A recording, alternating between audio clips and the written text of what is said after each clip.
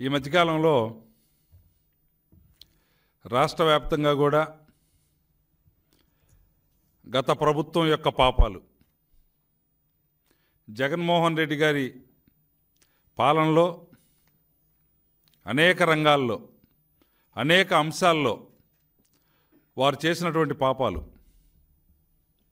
ప్రకృతి సంపదని ప్రభుత్వ సంపదని అడ్డగోలుగా అవకాశం ఉన్న మేరకు అవకాశాలు కొత్తగా సృష్టించుకొని కూడా దోచుకున్నటువంటి తీరుని మనం చూసాం. దానిలో రోజు ఒక భాగవతం ఈరోజు బయటకు వస్తూ ఉంది. ఆ రోజు జగన్మోహన్ రెడ్డి గారు ఈ రాష్ట్రానికి ముఖ్యమంత్రిగా ఉన్నప్పుడు జగన్మోహన్ రెడ్డి గారి యొక్క గొంతు, జగన్మోహన్ రెడ్డి గారి యొక్క మెదడులాగా పెదముత్తైదు కబుర్లు చెప్పినటువంటి సజ్జల రామకృష్ణారెడ్డి గారు రోజు టీవీల ముందుకొచ్చి పెదానికి పెదం తగలకుండా తియ్యటి కబుర్లు, తేనె పూసినటువంటి మాటలు, తన మోసగారితనానికి ఎంతటి నింపాదత్వం అవసరమో అంత తేనె పూసినట్టుగా తీయని మాటలు చెప్పినటువంటి సజ్జల రామకృష్ణారెడ్డి గారు ఒక సగటు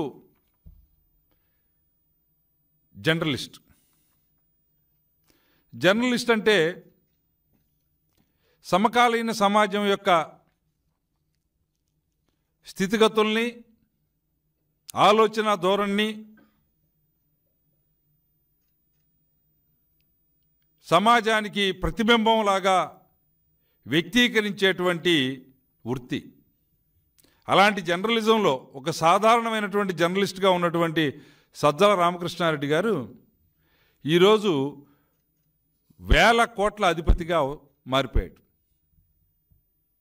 ఇప్పటికి వెలుగు చూసినవి కొన్ని అయితే వెలుగు చూడాల్సినటువంటివి, రాబోయే కాలంలో వెలుగు చూసేటువంటివి ఎన్నో అర్థం కానటువంటి పరిస్థితుల్లో ఈరోజు రాష్ట్ర ప్రజానీకం ఎదురు చూస్తూ ఉన్నారు. నిన్న ఈరోజు పత్రికల్లో మనం చూస్తూ ఉన్నాం. జగన్మోహన్ రెడ్డి గారి ఆలోచనకు ప్రతిబింబమైనటువంటి సజ్జల రామకృష్ణారెడ్డి యథా రాజా తథా ప్రజ అన్నట్టు నాయకుని యొక్క, అధినేత యొక్క ఆలోచనల్ని పుణికి పుచ్చుకున్నటువంటి సజ్జల రామకృష్ణారెడ్డి గారు చుక్కల భూముల పేరుతో కానీ 22A భూముల్ని ఫ్రీహోల్డ్ చేసినటువంటి సందర్భంలో కానీ ఈ రాష్ట్రంలో లక్షలాది ఎకరాలు 13,59,806 ఎకరాలని వైసీపీ ప్రభుత్వం గతంలో ఫ్రీహోల్డ్ పేరుతోటి కబ్జా చేసినటువంటి పరిస్థితి. ప్రభుత్వ కబ్జా కొంత అయితే దాంట్లో ప్రైవేటు వ్యక్తులే 4 లక్షల పైచిలకు ప్రైవేటు వ్యక్తులు కబ్జా చేశారు. చేతులు మారిపోయినాయి. అలవలకి సులవలకి, పావలాకి బేడకి విలువైనటువంటి భూములు మొత్తం కూడా కొట్టేసినటువంటి పరిస్థితి మనం చూసాం. జగన్మోహన్ రెడ్డి యొక్క ఆలోచన అవగతం చేసుకున్నటువంటి సజ్జల రామకృష్ణారెడ్డి పెద్ద వాలంటీర్ ఆ రోజు ప్రతి దానికి మీడియా ముందుకొచ్చి కూర్చొని చక్కగా అరటికాయ ఒలిచినట్టు అబద్ధాలని వండి వార్చేటువంటి నైపుణ్యం కలిగినటువంటి సజ్జల రామకృష్ణారెడ్డి గారు,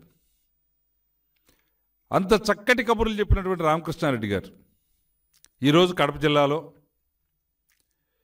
అటవీ భూముల్ని, ప్రభుత్వ భూముల్ని, పక్కనున్నటువంటి అనామకులైనటువంటి గిరిజనులకు సంబంధించినటువంటి భూముల్ని, షెడ్యూల్డ్ ట్రైబ్స్ వాళ్ళకి రాజానాయక్ వాళ్ళ భార్య బుక్కాదేవి గారి పేరున్నటువంటి 34 సెంట్లు ముత్యాలమ్మ గారి పేరుతో ఉన్నటువంటి ఎకరా 30 సెంట్ల భూమిని బలవంతంగా లాక్కొని ఎస్టేట్లో కలుపుకున్నటువంటి సజ్జల రామకృష్ణారెడ్డి గారు 52 ఎకరాల వరకు కూడా ఈరోజు లెక్కదేలిన దాంట్లో ఫారెస్ట్ ల్యాండ్ తనకున్నటువంటి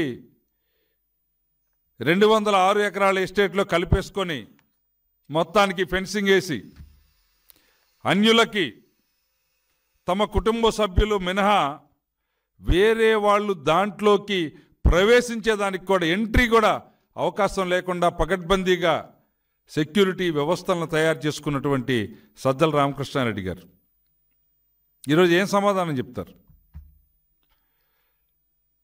ప్రభుత్వ భూముల్ని, ప్రకృతి వనరుల్ని, అడ్డం వస్తే ప్రైవేటు వ్యక్తులకు సంబంధించినటువంటి ఆస్తుల్ని కబ్జా చేసుకొని దర్జాగా ఎస్టేట్లు నిర్మించుకొని ఫామ్ హౌస్లు కట్టుకొని దాంట్లో ఇప్పుడు బయటకు చెప్తున్న ప్రకారం గొడ్డళ్ళ సంస్కృతి, ఎర్రచందనం స్మగ్లర్లలాగా టేకు, శ్రీగంధం, ఎర్రచందనం, రకరకాల అరటి పంటలు పెడతామంటున్నారు. అన్యులకు ప్రవేశం లేని అందున అవే ఉన్నాయో వేరే గంజా లాంటి పంటలు కూడా ఉన్నాయో అర్థం కానటువంటి పరిస్థితి. డబ్బే పరమావధిగా, సంపాదనే పరమావధిగా కలిగినటువంటి వ్యక్తులు ఎక్కడ ఆగుతారో, ఎంత దూరం పోతారో అర్థం కానటువంటి పరిస్థితి. సజ్జల రామకృష్ణారెడ్డి గారి సంగతి మనకంతా తెలుసు. ఈరోజు 50 ఎకరాల్లోనే కాదు, ఆ రోజు రాష్ట్ర వ్యాప్తంగా సకల శాఖ మంత్రిగా కూడా చలామణి అయినప్పుడు రాష్ట్రంలో ఏ మూల ఏ పంచాయతీ వచ్చినా, ఎక్కడ ఏ ల్యాండ్ కబ్జాకు సంబంధించినటువంటి సమస్యలు వచ్చినా, లేదు చిలకలూరుపేట నియోజకవర్గం లాంటి ప్రాంతాల్లో గ్రానైట్ భూములకు సంబంధించినటువంటి సమస్యలు వచ్చినా, ఎవరు ఎందుకు ఎప్పుడు మంత్రులయ్యారో ఎలా అయ్యారో అనేటువంటి చరిత్ర వెనకమాల, వాటి వెనకమాల ఉన్నటువంటి భూ కబ్జాలు, అట్లనే ఈ క్వారీయింగ్ కబ్జాలు ఎన్ని జరిగినాయో చూసాం. వీటన్నిటిలో కూడా సజ్జల రామకృష్ణారెడ్డి గారు చాలా కీలకమైనటువంటి పాత్ర పోషించారు. కడప నగర శివారులో సీకేదిన్నె మండలం, సీకేదిన్నె రెవెన్యూ గ్రామంలో చిత్తూరు కర్నూలు జాతీయ రహదారిని ఆనుకొని రాయిచోట్లో గువ్వల చెరువు నుండి ఘాటు వరకు కూడా భూములు మొత్తాన్ని వీళ్ళ కుటుంబం, వీళ్ళ సోదరులు ఆక్రమించినటువంటి పరిస్థితి మనం చూసాం. సీకేదిన్నె రెవెన్యూ ప్రాంతంలో 1969 సర్వే నెంబరు 11,129 ఎకరాల ఫారెస్ట్ ల్యాండ్, 52 ఎకరాల సజ్జల అతని సోదరులు దుర్మార్గంగా ఆక్రమించుకున్న పరిస్థితి. సజ్జల గారికి ఉన్నటువంటి ఎస్టేట్ 206 ఎకరాల్లో 146.75 ఎకరాలు పట్టా భూమి అయితే, ప్రభుత్వ భూమి 10 ఎకరాల 20 సెంట్లు, డీకేటీ 5 ఎకరాల 14 సెంట్లు, చుక్కల భూమి 2 ఎకరాల 2 సెంట్లు, అటవీ భూమి 52 ఎకరాలు. అంటే ఈ మొత్తం కూడా తనకున్నటువంటి పట్టా ల్యాండ్ 146 ఎకరాలని అడ్డం పెట్టుకొని దాని చుట్టూ ఉన్నటువంటి మరొక 70 ఎకరాల వరకు కూడా భూముల్ని కాజేసినటువంటి చరిత్ర, కలిపేసుకున్నటువంటి చరిత్ర, పక్కనున్నటువంటి గిరిజన రైతులది ఆక్రమించుకున్నటువంటి చరిత్ర సజ్జల రామకృష్ణారెడ్డికి ఈరోజు ఉంది. ఈరోజు సజ్జల రామకృష్ణారెడ్డి, అదేవిధంగా అంబటి రాంబాబు ఇలాంటి ముత్తైదులంతా కూడా బయలుదేరి తీయటి మాటలు, చక్కటి కబుర్లు, అబద్ధాలని వండి వారుస్తూ ఉన్నారు. ఈ ప్రభుత్వం మీద బురద జల్లే దానికోసం ప్రయత్నం చేస్తూ ఉన్నారు. అంటే వీళ్ళు చేసినటువంటి కబ్జాల్ని బయటకు తీస్తే, వీళ్ళు ఆక్రమించుకున్నటువంటి భూముల్ని తిరిగి స్వాధీనపరుచుకుంటే వీళ్ళకి కష్టం వేస్తూ ఉంది. ఎవరిదో రైతు భూమి వీళ్ళు కబ్జా చేస్తే ఆ రైతుకు తిరిగి ఆ భూమి ఇప్పించే ప్రయత్నం ప్రభుత్వం చేస్తే, ప్రభుత్వం మీద ఎంతటి నింద వేయటానికైనా, ఏ విధంగా ప్రభుత్వాన్ని మాట్లాడటానికైనా, ఈరోజు ప్రభుత్వ అధినేతగా ఉన్నటువంటి ముఖ్యమంత్రి మాన్యశ్రీ చంద్రబాబు నాయుడు గారి పైన అవాకులు చవాకులు పేలటానికైనా వీళ్ళు సిద్ధంగా ఉండి ముందుకు వస్తున్నారు అంటే వీళ్ళ బరితెగింపు, వీళ్ళ దుర్మార్గం ప్రజలకి ఇట్టే అర్థమైపోతూ ఉంది.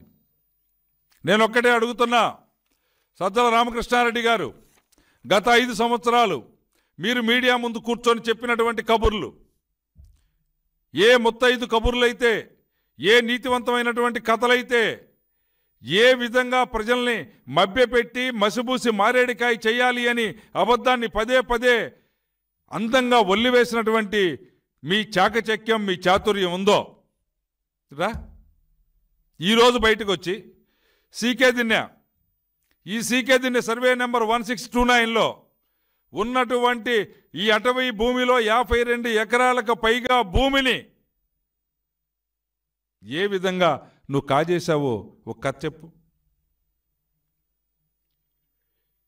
ఇదే రాజశేఖర రెడ్డి గారు ఆ రోజు ఇడుపులపాయలో ఉన్నటువంటి ప్రభుత్వ భూముల్ని కలిపేసుకొని తను ముఖ్యమంత్రిగా ఉన్నప్పుడు కనీసం వాటిని తిరిగి, అందులో కొంతైనా తిరిగి ఇచ్చేశాడు. ఇది నా పట్టా ల్యాండ్ కాదు, ఇది నేను వేరే వాళ్ళ దగ్గర కొనుగోలు చేసినటువంటి ల్యాండ్ కాదు, ఇది ఆ మధ్యలో వచ్చినటువంటి డీకే భూము అసైన్డ్ ల్యాండ్, ఇది డీకేటీ పట్టాలు, ఇవి నాకొద్దు, ఇవి పేదలకు పనిచేస్తానని చెప్పి వాటిని రిటర్న్ ఇచ్చాడు. ఈరోజు నీ పరిస్థితి ఏంటి? దాంట్లో నువ్వు పండిస్తున్నటువంటి విలువైనటువంటి పంటలు నేరేడు, దానిమ్మ, జామ, టేకు, శ్రీగంధం, ఎర్రచందనం, ఇలాంటి ఆ పంటలన్నింటినీ కూడా విలువైనటువంటి పంటల్ని ఈ భూముల్లో పెట్టి సంపదని పెంచుకునేటువంటి ఆలోచన చేస్తున్నావే. ఈరోజు ఏం చెప్తావు మీడియా ముందుకొచ్చి?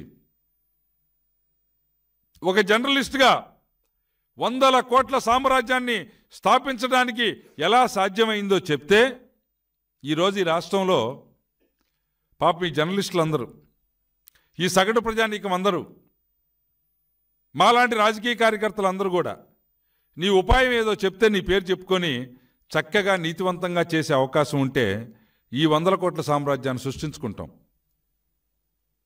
అలా కాకుండా